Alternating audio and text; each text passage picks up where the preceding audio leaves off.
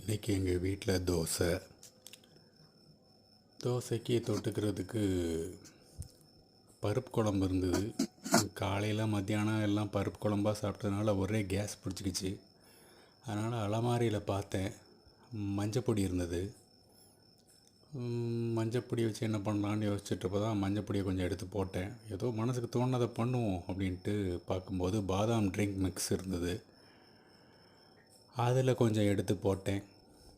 மஞ்சப்பொடி கொஞ்சம் இன்ஃப்ளமேஷன் எல்லாம் சரி பண்ணும். அதனால் மஞ்சப்பொடி ஆட் பண்ணி பாதாம் மிக்ஸையும் ஆட் பண்ணி இதில் எண்ணெயை ஊற்றினா நல்லா இருக்குமான்னு யோசிச்சுக்கிட்டே பேசினிட்டு இருந்தேன். அப்போ மனசில் ஒரு ஐடியா பட்டுது. அங்கே செல்ஃபில் தேன் பாட்டில் இருந்துச்சு.